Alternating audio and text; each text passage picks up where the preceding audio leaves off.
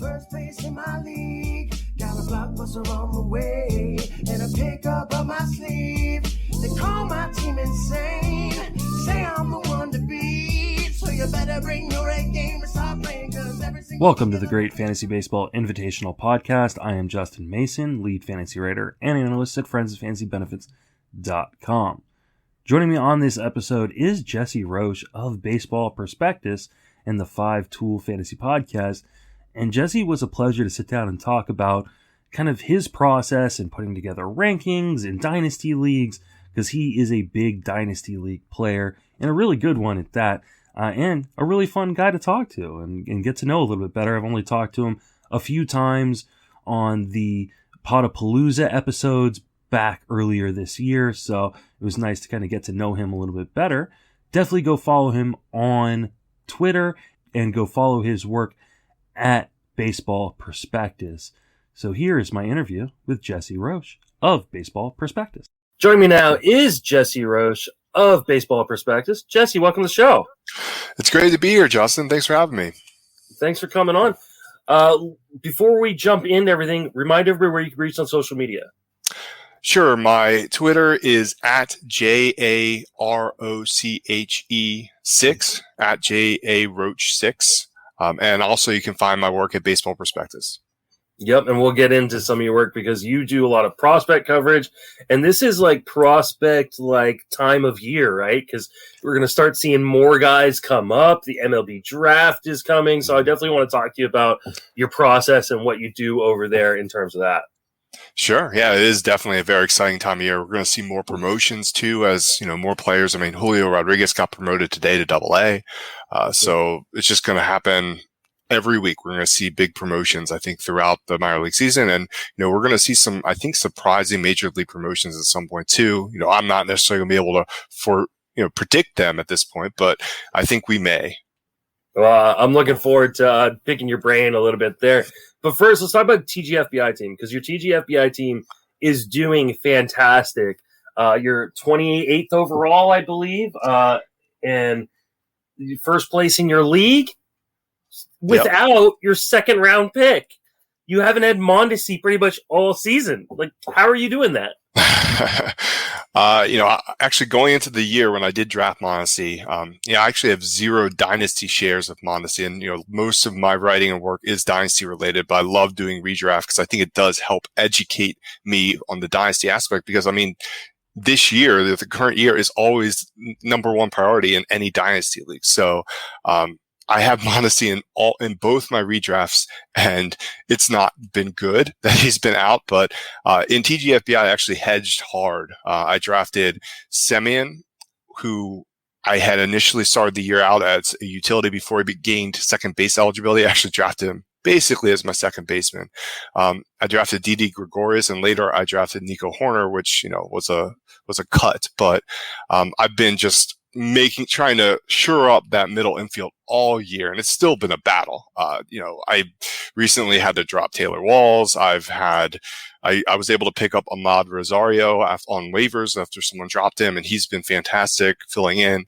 But, right now I'm just kind of hoping Didi Gregorius returns from IL this week. I think he will, to, kind of give me another Band-Aid until Mondesi actually returns.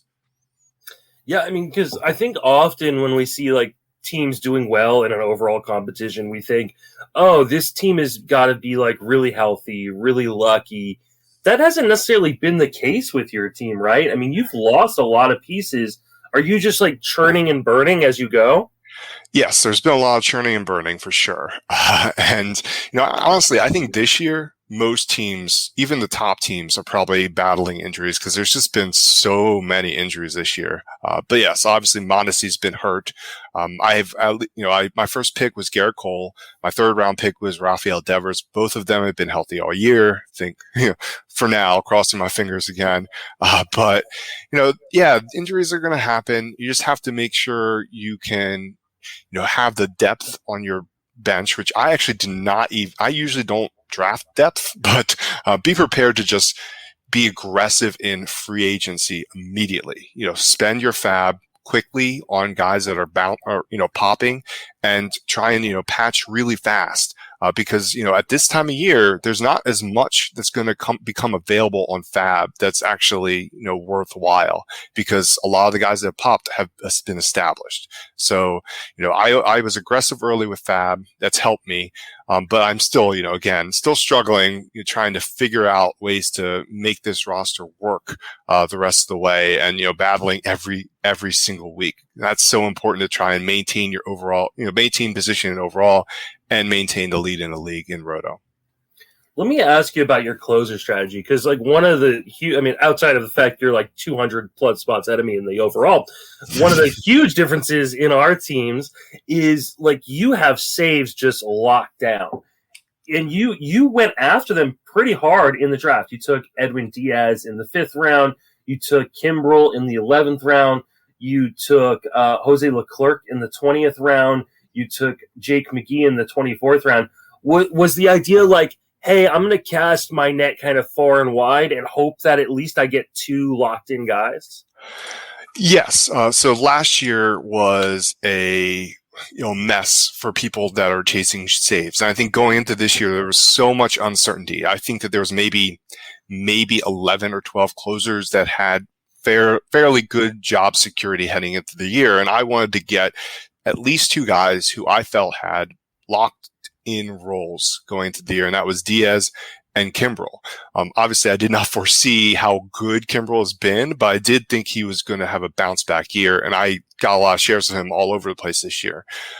Meanwhile, with Leclerc and McGee, obviously Leclerc didn't work out, but McGee's been a pleasant surprise. I wanted to just hit saves late too, guys who I thought had roles early in the year. I mean, Leclerc I thought had a for sure role, especially after the Jonathan Hernandez injury. But of course he got injured. So, water under the bridge, but still McGee, Kimbrel, and Diaz have been fantastic. And I was actually targeting Hader in that 5th round, and Dave Swan picked Hader right in front of me, sniped me really bad, and I kind of went on tilt and picked Diaz right there. Slight reach probably, but I wanted to make sure I got one of the top closers, and I was trying to do that in all of my in the redraft leagues I was in, was target closers in the top 100, target one of those top guys. Okay, I got to ask, too, because looking over your team, because I think I said this on the last episode, I don't really look at people's teams or what they're doing in the standings when I invite them on. I really don't look at it until, we start the podcast or right before the podcast, usually. And so I want to keep my, ideas fresh and kind of see what I pick up as I look at a roster. And one of the things that jumps out to me is that you drafted Luis Severino, Noah Syndergaard, and Chris Sale. Yep. And you still have 2 of those 3 on your roster, and you apparently have picked up Carlos Carrasco along the way. Typically, this is a massive mistake in TGFBI. How have you made it work in spite of other injuries on your team? Yeah, this year actually was probably maybe the worst year to do this because of all of the injuries throughout Major League Baseball, which was something that I think we probably could have foreseen, and it was predicted a little bit this year. There was a big off year. Players are probably not training or building quite as much, and they're having this rapid build all of a sudden for the Major League season, and there's a chance that there was probably an increased likelihood of injuries throughout the year. But I was hoping to get Thor back in June, which obviously didn't happen, and I dropped him as soon as his timetable got pushed. I mean, he might not even pitch this year in the majors. There's a chance at least. Severino should arrive soonish, even though, of course, he's been delayed as well. And Sale is ramping up, so hopefully that comes. I was thinking that I've found in the past in TGFBI that I would have bench spots open that I ended up stashing players with anyway. So why not stash guys early that I thought who could be impact players for me for, a quarter of the season, a third of the season. I mean, Thor, I thought maybe could get me half of the season, and having a player like that who could be a top 30 pitcher the rest of the way, I was totally willing to just stash them all year. And once I got one, I was like, why not get another? And then I got the other. And then the last one, I think I got Severino second to last round. Mm-hmm. So it's just like, why not? At that price, why not? Because I probably would have ended up dropping whoever I picked anyway at that point. Of course, when you pick a player that's injured at any point in the draft, you're probably inclined to keep that player anyway. So it's what it is. I think hopefully it will pay off for me, and but I don't think it's hurt me too much. I will say that I've had a couple weeks where I've had a player in there like Austin Slater played in my outfield last week because I just didn't have a reserve to go in the outfield due to injuries, and that was problematic. I mean, there was one week where my entire reserve roster was on the IL. I know other people have had these issues too, but yes, that's the issue this year in particular with drafting these types of players. But I don't know. Hopefully it works out in the next month or two. But I don't know. You got to take risk to try and win an overall. You have to take risks to try and win your league. And these are risks I was more than willing to take. Yeah, I just wonder because winning an overall, winning even just a 15-team league is largely about plate appearances or about at-bats and innings pitched. And you put yourself at such risk missing stats because, the Friday switches, if you don't have, like this week, for instance, you have no healthy hitters on your roster, on your bench, right? Yeah. You just have Mondesi. So you're putting, if you have someone get hurt this week, you're going to take zeros for the end of the week. Yeah, that is definitely a risk that I'm taking. I've actually found that it's only a few days of at-bats, and I'm okay with it. All year long, my pitching has been filled. Like I've had a full roster of starters every week. I haven't had to throw in a guy that's been on the IL at any point. And my hitting, I haven't really hit too many of those 0 weeks or 0 half weeks so far. Of course, watch somebody who's going to hit the IL today, and then I'll be eating my words. But I've tried to get reserve bats to complement, to fill in. But, it's been a really competitive league. Fab has been really competitive, and I just wasn't willing to spend much fab on some of the guys that were available, and I lost out to them. I mean, you have to be aggressive, but at this time of the year, I'm already down to about $200 left in fab, and I want to be a little bit more judicious with how I spend it. And it's a risk. I'm really hoping I'm hoping DD comes back. I really put a lot of bids in on middle infield options, and it just didn't work. I didn't get any of them. So I'm just kind of rolling with DD this week. But, I also think that, trying to get quantity is not necessarily the best angle all the time because, average is still a category. ERA and WHIP are categories. So you want to, be mindful of those. And I think Austin Slater was 0 for 8 last week for me when he did play. And it's just, I want to try and limit that kind of performance on my team. Yeah, I get that. I would worry that you're falling behind in the counting categories, especially, your pitching is amazing. And I didn't even mention the fact, somehow you ended up with Jake McGee in the 24th round, Anthony Descalfani in the 26th round, Alex Wood in the 27th round. So you're getting production from so many of your lower draft picks, which are just amazing. My fear would be falling behind in runs or RBIs or home runs or stolen bases where you don't even have Mondesi, and that becomes harder to overcome, later on in the season. Oh, for sure. And, I'm scrambling to try and patch up the bats. I do really need stolen bases. I really need Mondesi back.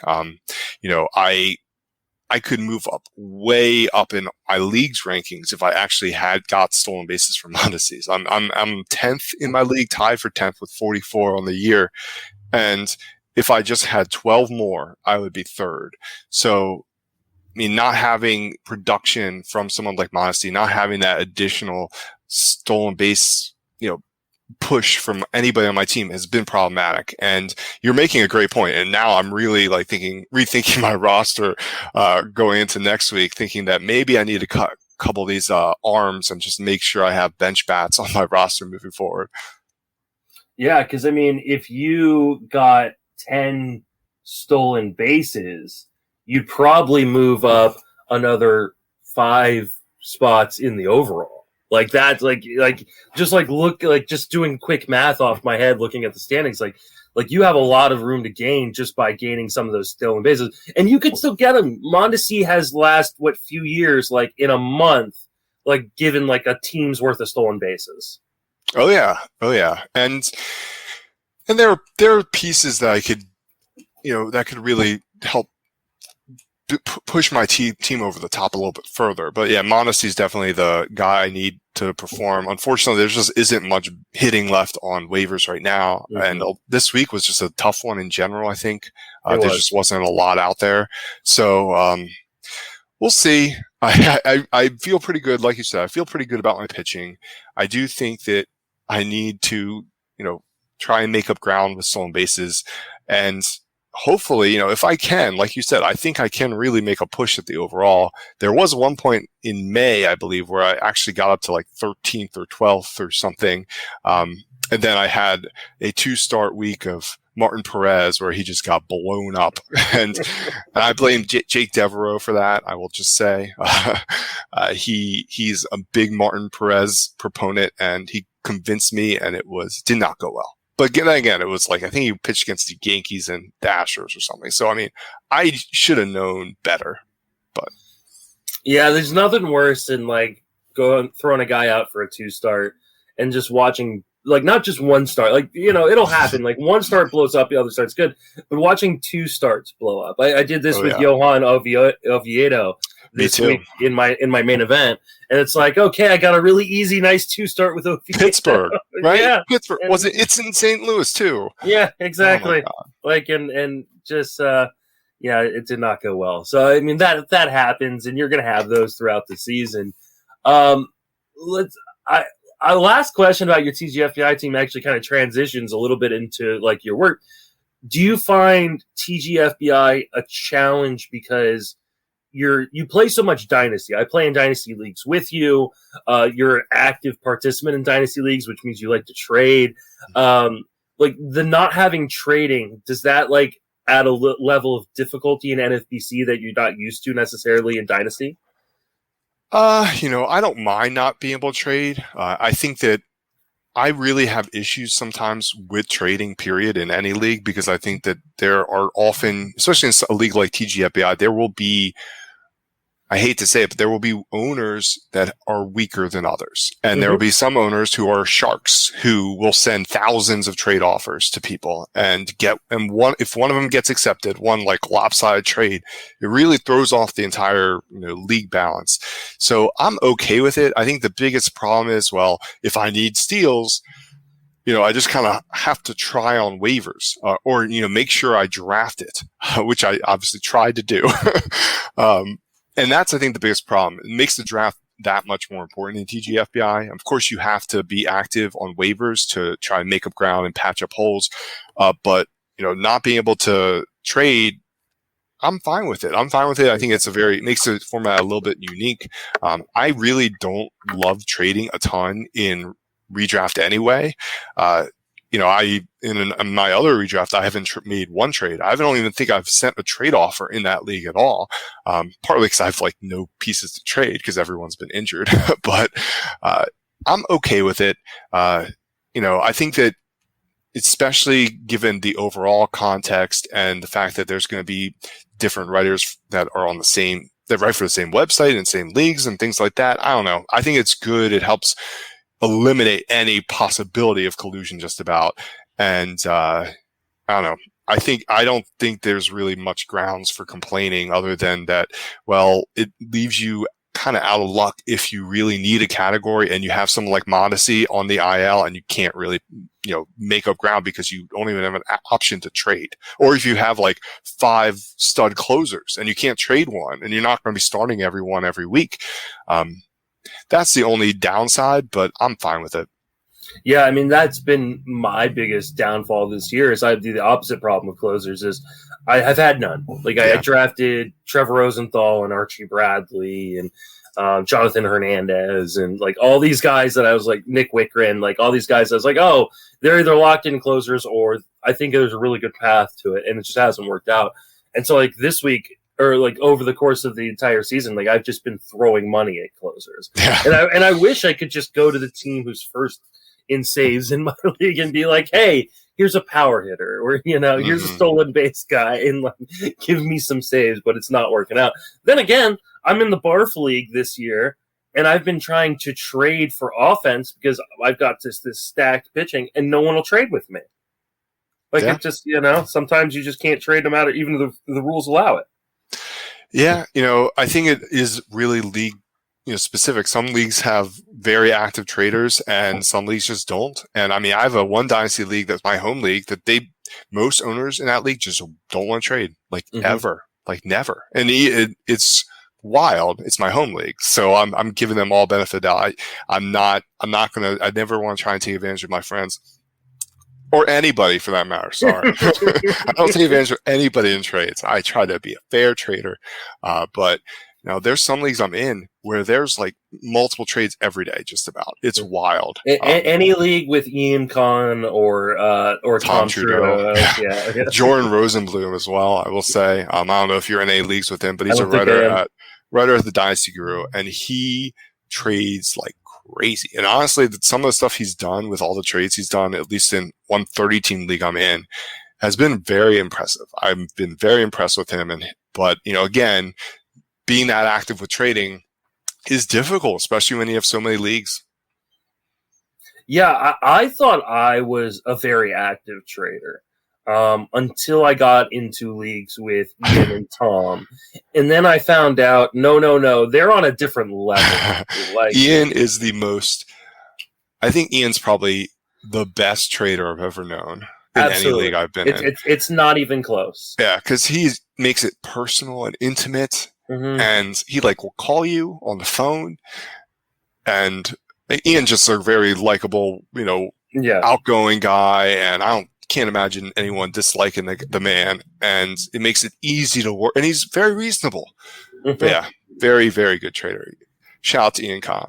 Yeah, Ian is a good buddy of mine, but also someone you when he calls you have to put on your game face. I think I said this recently on a different podcast. Like my wife mentioned once that my voice changes when we start talking trades. I'm like, he's a professional actor. Like I need him to I need to match his energy. Yeah, he is certainly high energy. And Tom Trudeau also trades a ton. He's more of I would say he has one of his team names is Trade Spam. That describes how his process is. Not that he's an unreasonable trader. I mean, he gets a lot of trades done because he makes reasonable offers often. I mean, sometimes they're not reasonable, but he'll get to somewhere reasonable. And I think that's the most important thing with trading in general is you need to identify what your opponents need, what your trade partner may need, and try and provide that need to get what you want. I think that is the part of trading that a lot of people don't understand. They just say, hey, these two players are similarly, similarly valued. Like, let's make this trade. But if I don't need power and you're trying to trade me Joey Gallo, that doesn't make a lot of sense for me. Or if I need saves and you want my only closer, that's going to be a problem for me. The best trades, especially in dynasty leagues, are the ones that help both sides. Yep. Because you want to not only make sure everybody walks away from it happy, you want to make sure you have a trade partner later on. I can't tell you how many times I've made trades with people or tried to make trades with people, and the way it has gone goes, you know what, I'm just not going to deal with you anymore. Yeah, there's definitely been I've had leagues where I have just shut someone off from trading, period, just because it was never worthwhile even engaging with them because they were wildly unreasonable always, and they or combative or something. It is one of these things. This is all for fun, right? We do this as a hobby, so be nice to each other and try and enjoy it. And trading. I'm a lawyer, so part of what I do is I do a lot of mediations, negotiations, settlement negotiations with opposing counsels. And often what we're looking at is, how we try and identify how each other evaluate and values different things. Like for trading, I think the most important thing is often figuring out how your opponent values your players and their own players, and try and get that information. I mean, the number one thing for me when I'm trying to trade with anybody is information gathering. I mean, something may not happen, but I can get a lot of information from that owner about how they like my players, how they like their own players. And maybe it means that, okay, well, this player on their team is completely off limits because I do not value them the same way as I just don't value it the same way. Mm-hmm. Or I might say, wow, they really love this player of mine that I just don't value that highly. Let's try to find any way possible to get that player to that team. I think that's the number one thing I try and do in all trades. And I think what's interesting in a lot of industry leagues is there are, I'll run into leagues where I'm in with like Eric Cross or Chris Clegg or Ian Kahn, James Anderson, a lot of the people who put out dynasty rankings, some of which are public but behind a paywall like my rankings are. Mm-hmm. But I'll have literally have how they rank players. And that, makes trading different. The information gathering is a little easier, I think, but just a little bit. And that's one of the things that I've said. Every off season, I'll throw out little tips of this is the kind of things that I do to try to gain an edge, because I'm not going to be always the best statistician or the best scout, but I want to try to be the best game player, right? Because that's a spot where I think you can really get an edge on people. And I think information is one of the things that really can give you that kind of boost. And so, I know it's in some ways easier for me and easier for you because we're in the industry. I follow all of my competitors' work. Part of it is I want to gain information just for my own edification, but also part of it is I want an edge when I'm playing them. If I'm up against Ryan Bloomfield in mixed tout like I am this year, I'm making sure I'm reading Ryan Bloomfield's work. And so I tell people you can't necessarily do that when you're home leagues, but you can follow them on Twitter and you can check, hey, if they're asking Tristan Cockcroft, what do you think of this guy? Well, that gives you a little bit of information on what your competitor is thinking he might do at a draft table or in a trade. Yeah. Yeah. And, it never hurts to ask. Mm-hmm. Just ask them straight up. Rank these players for me. I have interest in X, Y, and Z. How do you rank them? How do you prefer them? And, they may tell you. A lot of times they'll just tell you, and they should, honestly. I mean, I try and tell people, be upfront with people if they ask me. I mean, honestly, they could just look at my rankings a lot of times, but, leagues are different, right? So their leagues are different than rankings because rankings are vacuum specific type of format. But all the same, just ask your buddies, call them, text them, email them. I mean, I guarantee you, I know that a lot of my friends in my home league just like to brag about their own players. I'm sure that your buddies in your leagues do the same, but, get their real opinion about their players, who they would like on your team if you want to try and get a trade, and, have a goal in mind. Don't go in without oh, okay, I want this player or this position I want to try and acquire, or these two positions. And these are the players that fit the bill for me. How do you value them? How would you rank them? Who interests you on my team? And then work from there. So I got a question. I'm going to start transitioning more into your work here. And you talked about doing rankings. I know you do rankings over at Baseball Prospectus. As a person who also does rankings, and I only do them for redraft. What is your process in putting those together? Because I think one of the hardest parts about doing rankings is informing your readership of how those should be applied. Some people, for instance, in redraft ranks, since that's what I know and what I do, some people rank based on this is where I think someone's going to finish at the end of the year. And some people rank where this is what you should draft. This is my draft list when I go into a draft. And the latter is how I do my rankings, but I try to be very specific on that, knowing that, I'm not going to put maybe a guy like Chris Sale very high in my ranks because I'm not going to draft him. What is your process in terms of doing or setting up your rankings? Sure.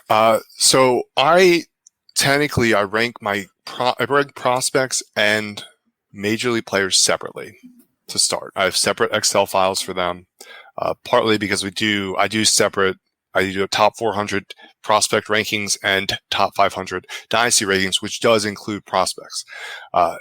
So I rank them separately. I go position by position.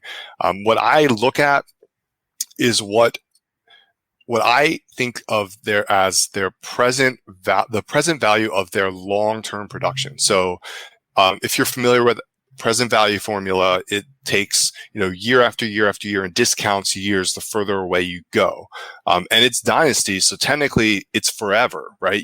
These players, you have to analyze their value through the course of their career. Of course, like 10 years from now, for one, we have no idea what necessarily will be like in 10 years from now, but, someone like Mike Trout is probably retired in 10 years, for example. But I think that you need to think about dynasty in a broader perspective rather than something like a 3-year window or a 5-year window. So I look at it throughout the course of what I consider their potential careers.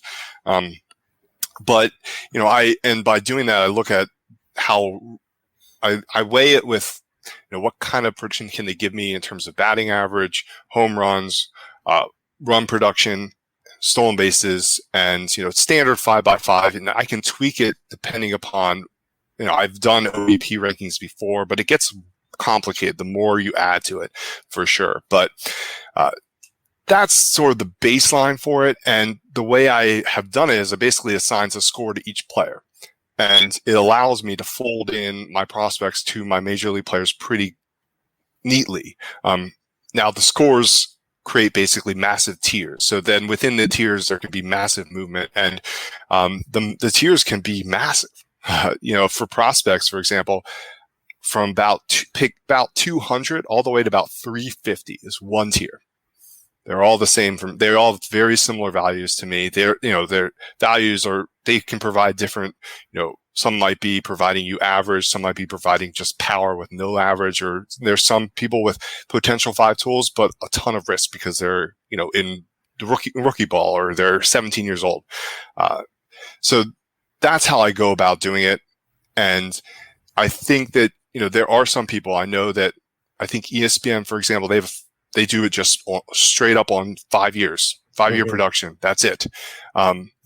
I think that's problematic because if you look at it only from that perspective, you're basically have to completely discount someone like Jason Dominguez, right? Because he may make the major leagues in 5 years. I think that's what's been so interesting about the TDBC format, which is the 5-year dynasty draft and hold format, because I think it kind of just shows, okay, in that type of format, if that's how you're actually valuing players from a dynasty perspective for a 5-year period, players like Jason Dominguez, players like Wilman Diaz, Carlos Colmenares, Christian Hernandez, the recent J2 guys, they basically go way down because, when are you expecting them to actually give you production? And that's not how real dynasty leagues work. Someone like Jason Dominguez is going to have tons of value because people are not looking at it from just a 5-year perspective, even if they say they are. And then, of course, there are other people who do dynasty rankings looking at it from just strictly from trade value perspective. Ultimately, you're looking to get these guys to provide you value for your dynasty team. So why are you thinking about always trading them? I just don't see the concept of trade value. Of course, dynasty value varies depending upon whether you are trying to win now or you don't care about 2021. If you don't care about 2021, someone like Nelson Cruz is basically worthless to you. So it's always about perspective, and our rankings are in a vacuum. They're neutral. So that's just someone who's basically like middle tier team almost. It's not necessarily for a win now team or a lose now or, a rebuilding team. They are just purely present value of long-term dynasty production, our interpretation of at least. And that's what I've always found interesting because, I've had people ask me, can you do keeper rankings or can you do dynasty rankings? And they're I think so different. They're so difficult. I find it I give you guys, the guys at Prospects Live, James Anderson, you guys at BP, like you guys who do these, Eric Cross over at Fantrax, like you guys that do these dynasty and keeper league ranks, like they're so difficult to do. Like for me, it would be so difficult to figure out, like, where do I put Vidal Brujan? Like a guy I really love, who I think could be up pretty soon. Like, but like, how quickly is he going to adjust? Like, and like, I think depending on your league context, your team context, like rankings can change so dramatically. So like, how do you, like, it would be so hard for me to put that into a context on a spreadsheet. All right. So I guess I'll just make it this as simple as I can. It's not this simple, but I'll make it simple in terms of how I look at it from a spreadsheet example. I'll look at someone's hit tool. And when I say hit tool, it's the ability to provide batting average. So if it's an on-base percentage league, hit tool is a different meaning. It means you have to look at how much, you have to look at players' walk rate. If they some players get hit by pitch a ton, then that's something you have to actually consider in OBP leagues. And I think that's a small tangent, but I think that's maybe one of the big failings of a lot of owners in OBP leagues is they don't properly adjust from average to OBP because they are very different formats. And it does have a big impact on player values between the formats, but all the same. So I look at a hit tool, I look at power. And when I say power, I think mainly about home runs, basically. And then I look at speed. And when I say speed, I'm not thinking about raw speed. I'm not thinking about Christian Pache is really fast. He's like 70 grade raw runner. It doesn't mean he's going to steal 30 bases, right? Yeah. I want to see, because stealing bases is not necessarily about raw speed. It's about instincts, your ability to actually read pitchers and get good jumps. And so many players that have borderline speed. I mean, Elvis Andrus, who's not fast anymore at all, can still steal bases. It's not necessarily about pure speed. So I want to just look at it from that perspective about whether this player can give me stolen bases and how much to expect necessarily at around peak age. And then I look at risk. And risk is basically a way of thinking of it, how far away is this player? What's their proximity like? Is defense going to be a real issue for them? Is it going to prevent them from actually getting meaningful playing time? And then just what's the public perception or the organizational perception of the player? Is this guy basically organizational depth? And therefore even though he's in AAA and he's maybe close to the majors, even if he makes it, he may just be like a role player. Like if that's what his role is, that's what his future is, the risk is still high because his future outcome is not great. So that's the rough, and then I sort of total those. I sum those. That's the rough way of doing it. I think it is a bit subjective. It's obviously guided a bit by, what you're going to see in scouting reports, performance data, and major league performance data. I mean, I do this for major leaguers too. And for pitchers, I look at every single pitch they have. And it's very time intensive. I will just say that. But yeah, I look at every single pitch and assign grades to them. And then I have a method of basically boiling those grades down, of pitch grades down to a repertoire grade. And then I give a grade to what I consider their control. And when I say control, I'm only thinking about walk rate here.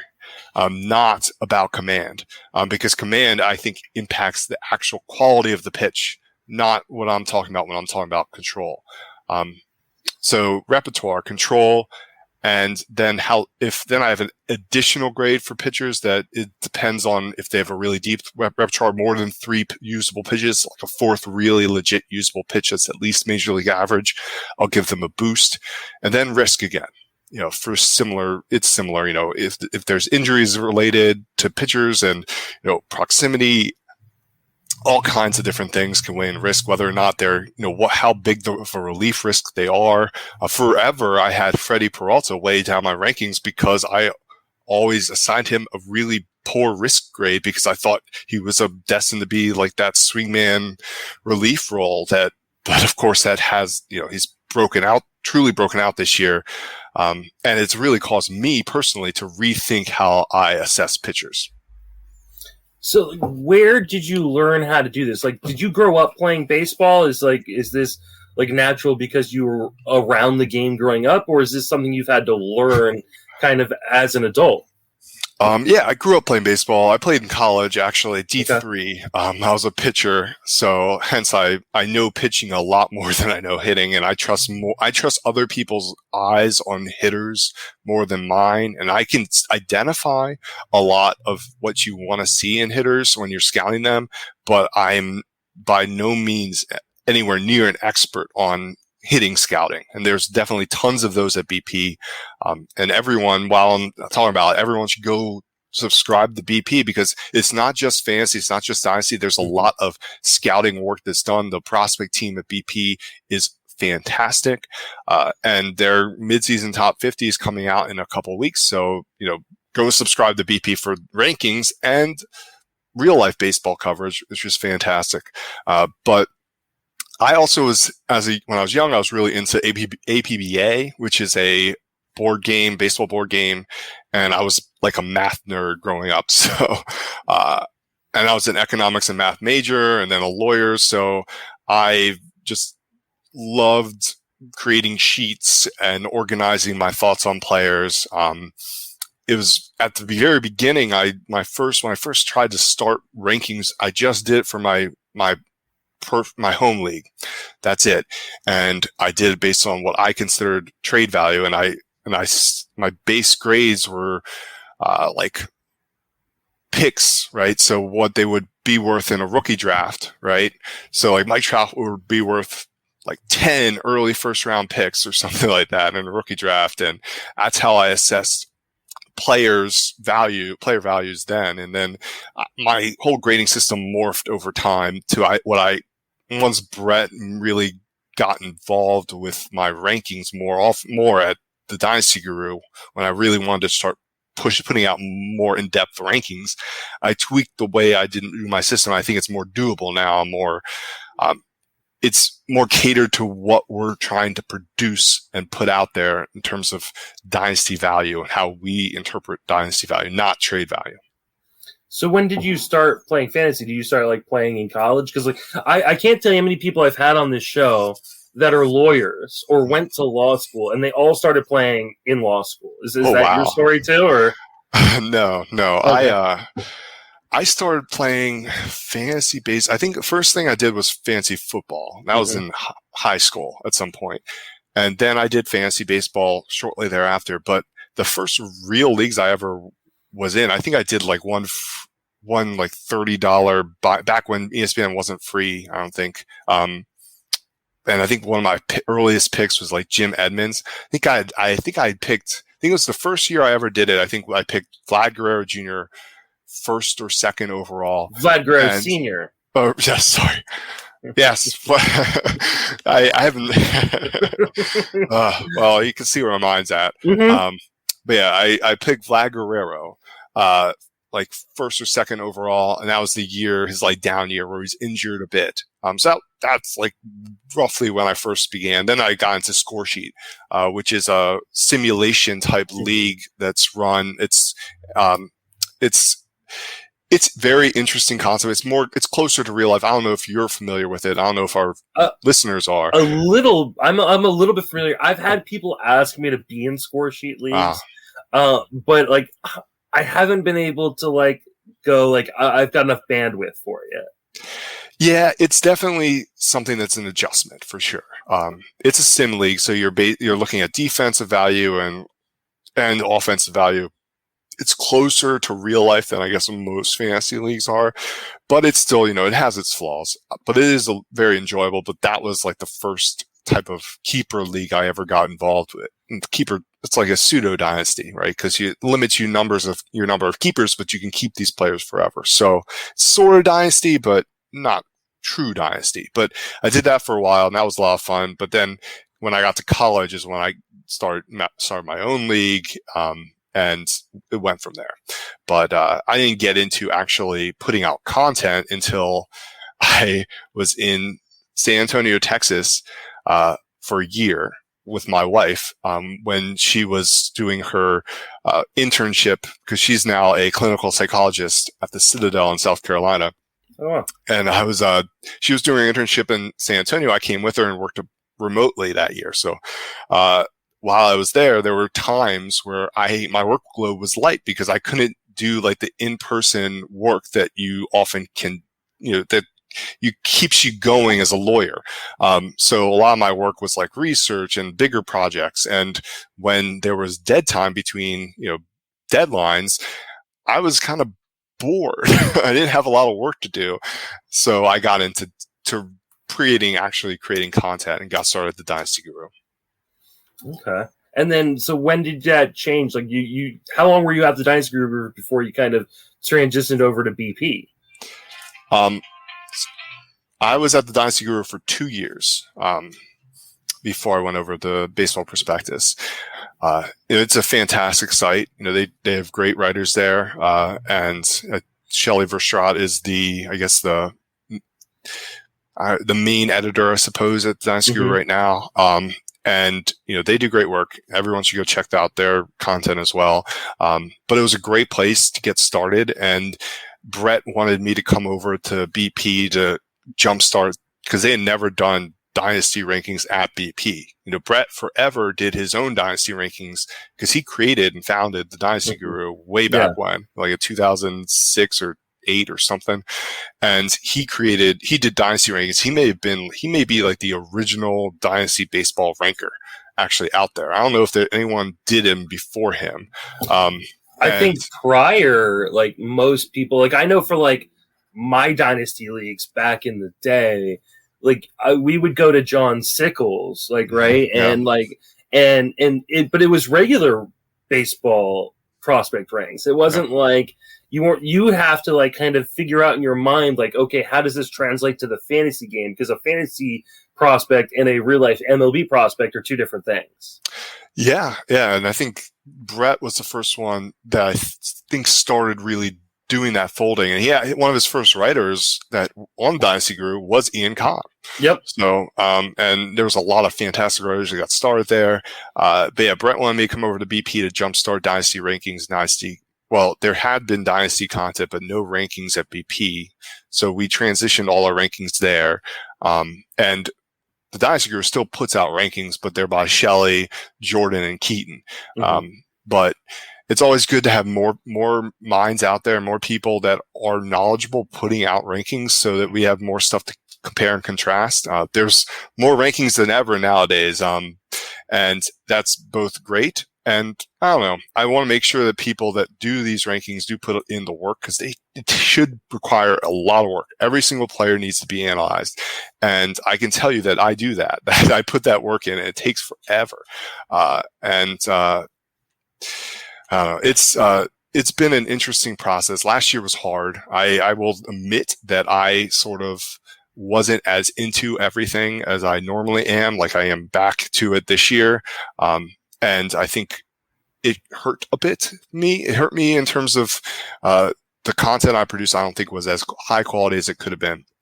And I'm back now. And I think having the minor league season helped rejuvenate me too. So it's been a good year. I can't imagine how difficult 2020 was for people who focus on prospects, because I know for me, it was difficult to figure out how to evaluate players for a 60-game season in redraft, right? And that was wild. It was just so wild. And so like then you prospect writers, you guys didn't even get a minor league system, and you're getting a lot of second and third hand information from the alt sites, like, and I got some information from alt sites like on Wander Franco, like who had like a negative launch angle at the alt sites, and people really worried in that. And I mean, he looks like he was the guy that everybody's been talking about, and like last year didn't happen. So it's like, did I get bad information, or was there a change? Like, it must have been extremely frustrating to be a prospect writer in the shortened season with no minor leagues. Yeah, and I think a lot of the information that did come out of all sites and Instructs was inconsistent. Like you're going to get different reports from different people about different, having different opinions about players all the time. It happened all the time. And sometimes the only information that came out of there was from teams. And of course, teams are just going to give you positive spins. And really the only thing that really, when the negative stuff that stood out was when they didn't say something positive about a player. that was a problematic. I think our prospect team really, really struggled. They did a fantastic job with what they could do. But I think throughout the industry, people who cover prospects, especially those who do it for a living, it was tough. Just because there was limited access, these are people who are used to going to the park every single day, watching batting practice every single day, some of these guys, and watching games every day, watching the side sessions all the time, watching infield practice, everything. They watch everything, and not being able to do that all the time, or being able to do it a little bit, but having COVID related restrictions on what you could do, made it real problematic. And yeah, it definitely created a lot of uncertainty heading into the year. And I think that we've seen a lot of prospect movement this year. I think maybe more than normal because of the lost season, and because so much of what happened. We got positive, glowing reports about someone like Nick Prado, but he's been so bad. He's been so bad for so long, especially in high A. He was terrible. And then all of a sudden he had a strong spring, and he's had an explosive year. And now those reports are verified. There's confirmation bias. We didn't have that confirmation through minor league performance last year. So even if there were positive reports, we didn't have any of the statistical performance or the additional confirming reports to back them up. So, even when you got all these reports, it was hard to take them at face value.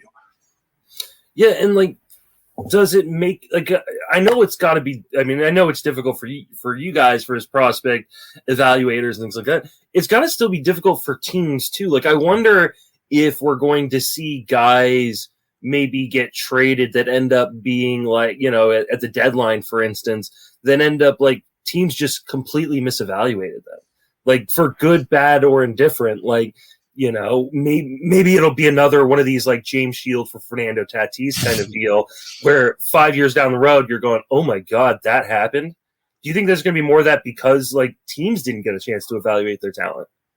I'm not as concerned that will happen at this point, because we've now had several months of the minor league season. There's been players have been at Instructs, even if they haven't been in minors, they've been at Instructs for a while now, stateside, most of them. And so we have a lot more concrete data or information. And COVID restrictions have been lifted for the most part in a lot of places. Ballparks are now full capacity. I know that teams are starting to allow press more access. So I think that that's less likely. I think that it certainly may have happened last year. Okay. But I think that it's less likely this year. But it's definitely not as much information as normal. Now, you also do a podcast, right?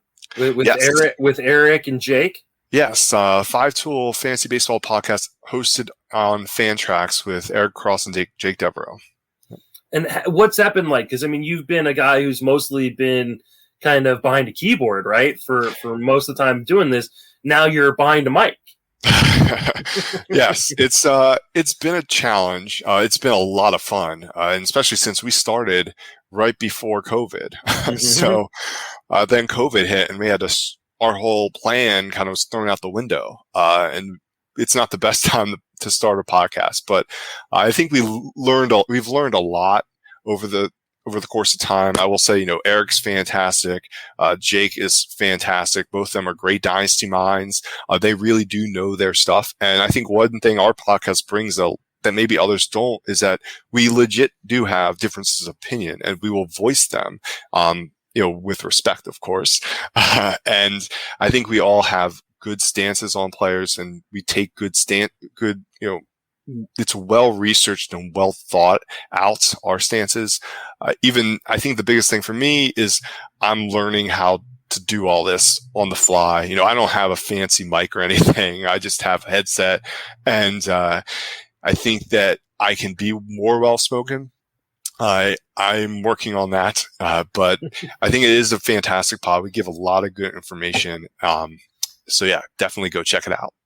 Definitely go check it out. I listened to it. I've got it on my podcatcher. I've actually, now that I've stopped smoking and I'm exercising, I'm listening to a lot more podcasts. So like I'm able to catch up. I felt like I fell behind early in the season. Yeah. There's so many great podcasts out there. I really wish I could listen to more.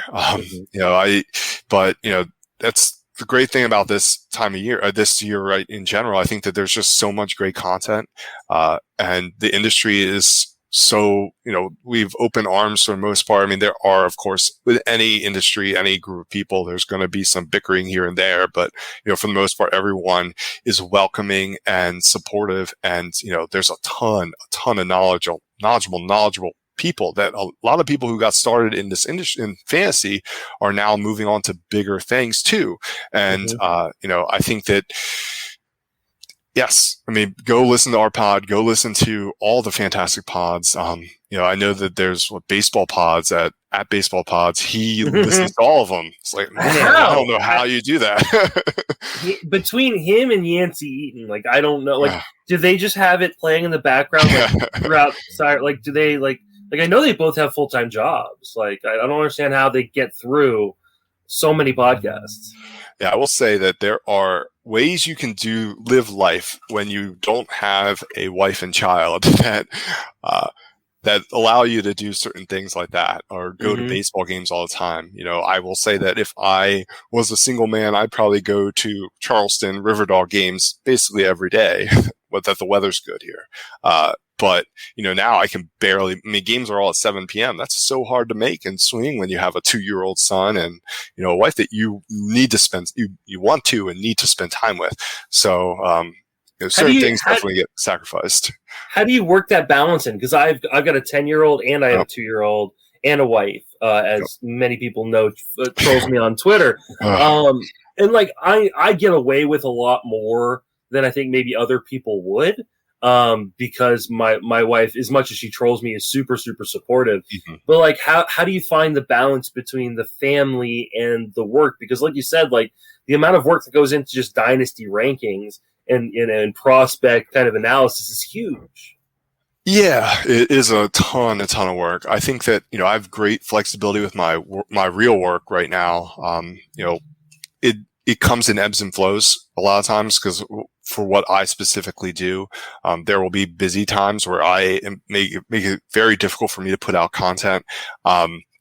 But then there are times where I can actually sit down on my computer for half a day and actually do a lot of the baseball stuff. So it allows me a lot more flexibility and time. But, my wife also goes to bed really early and I tend to stay up a bit later. So, although I do try most nights to go to bed with her, it does, if I need to really put work in for baseball, I can spend a good chunk of time in the evening some nights if necessary. But yeah, it definitely has prevented me from seeing as many games live in person as I would like, especially since this is low A Tampa's team, which is fantastic, and they get a lot of great teams coming in. Obviously, I do not do any traveling for baseball these days either, which is, it's what it is. I mean, I wouldn't trade anything in the world, but I think for now it can work. But I think that if there will be periods where my work makes it very difficult to balance everything properly. I know that Eric Cross, for example, who's probably the king of content out there, doesn't sleep. He sleeps like 4 hours a night. So I think some people have that built in, but I'm definitely an 8-hour a night guy. So I've told people many, many times the first 5 years I did this, I slept 2 to 3 hours a night, and that's how I produce the amount of content that I produce. And now, I this year I've decided to not necessarily scale back the amount of content, but a little bit, but just take care of myself a little bit better, because I just think after a while you just can't do that. Like you're going to either burn out or hurt yourself physically. Yeah. I mean, some people also are built like that. Some people don't need as much sleep. So, I don't know.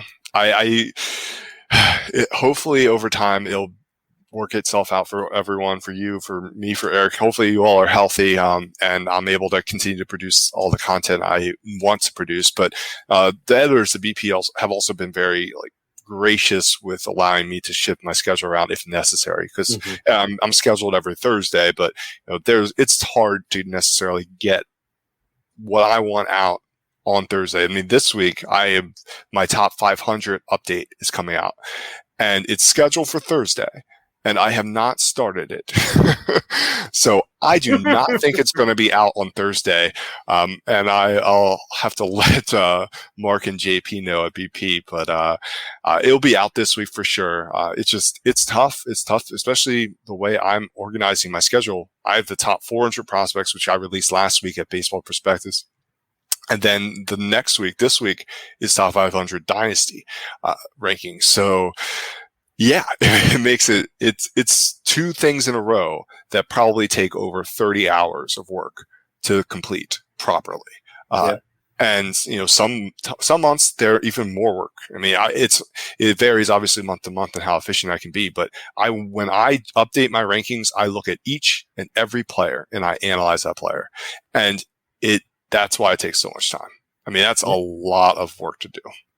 Yeah, I don't think people realize exactly how much goes into that kind of process. But Jesse, I thank you so much for coming on and sharing part of this process and sharing part of yourself and letting us get to know you a little bit better. Before I let you go, remind everybody where you can reach the social media and then plug everything you're doing.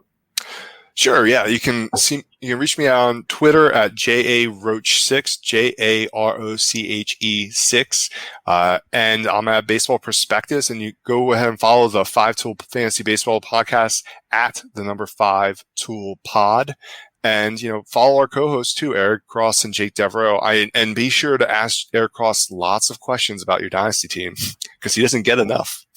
I'm sure he doesn't. And then before I close it out, the last thing I like to ask each one of my guests is, if someone wants to do what you do, someone's listening and go, you know what, man, I really like dynasty. I really like prospects. What's the one piece of advice you would give them if they were trying to get in the industry and do the kind of work you do? I mean, I think that a great place to start is the Dynasty Guru. Reach out to the editors over there. They're always looking for writers to contribute. Have a game plan of what kind of content you want to produce or what you want to do as a focus on, and go from there. I think that's where I got started, and it was incredibly flexible. They don't necessarily have the strictest requirements for writers in terms of you have to publish, an article of 500 words or more every Monday or something. You don't have to do that over there. You can kind of create your own schedule.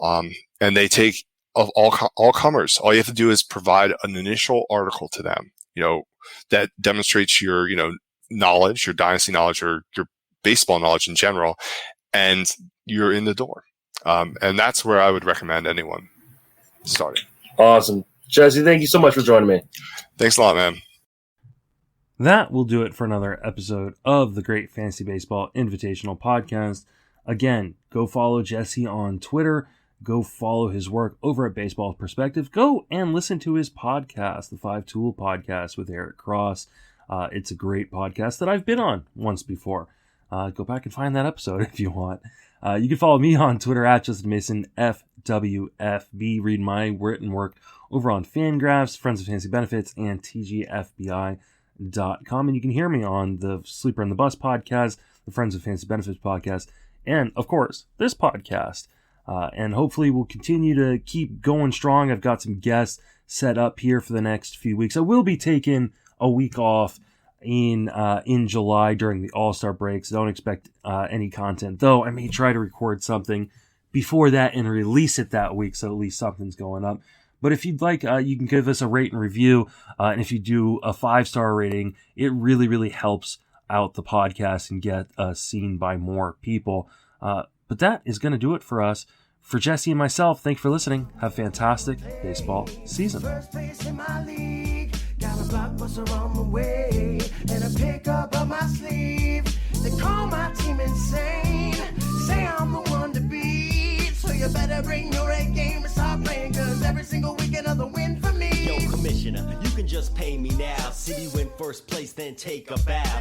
Finish on top, I'ma set the standard. Don't believe me, you could check the standings. When I draft, I make smart selections. Got more sleepers than a narcoleptic. Meet your match, kid, my lineup's nasty. It's far-fetched thinking you might catch me. No surprise, I'm taking home the prize. Only time I rest is a playoff bye. Make amazing finds off the waiver wire all day and night. Better stay retired. See me in first, all proud and cozy. Bro, please, I can't even count my trophies. Bragging, even when my bats are slumping. I'm a pack a punch, stat tracker junkie. I'm the one they don't wanna play. First place in my league. Got a blockbuster on the way. And a pickup on my sleeve. They call my team insane.